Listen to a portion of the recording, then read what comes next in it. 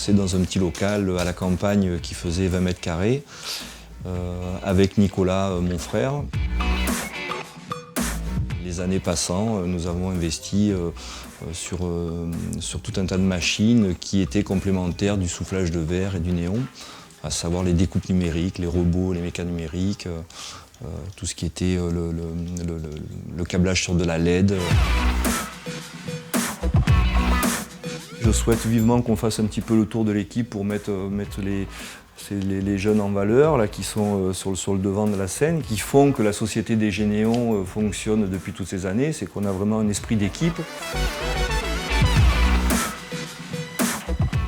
60% de notre chiffre d'affaires se fait sur le Grand Périgueux, mais on est amené à aller sur Bordeaux, à aller dans le sud du département. C'est jamais trop la même chose, on a ce rapport avec le client peut-être de conseil, et donc on peut créer, chaque façade est différente, chaque besoin est différent, et donc c'est très varié, et c'est ça qui est amusant, qui est intéressant à faire.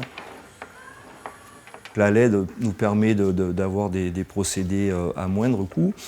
Et ça nous permet aussi d'être beaucoup plus fin dans la réalisation. Donc les LED, on travaille avec 5-8 mm de diamètre de LED, et donc on peut faire des réalisations avec du petit lettrage. Enfin, il y a tout un tas de manières de faire plus intéressantes avec de la LED.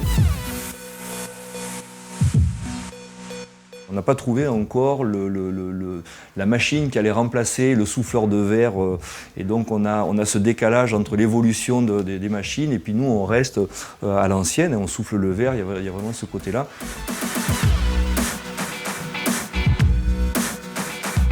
On va prochainement investir sur des écrans vidéo. On fait les infrastructures ici et on va poser tout ça. Donc on va développer ce circuit et ce créneau-là aussi. On en est là, de trouver des nouveaux marchés, d'essayer de développer. C'est le nerf de la guerre de petites structures comme la nôtre. De garder nos équipes, voilà. Les temps sont durs, donc on serre un peu les brides, on regarde, on fait attention. Mais dans 10 ans, voilà, on est plein d'idées, on veut faire plein de choses, donc voilà.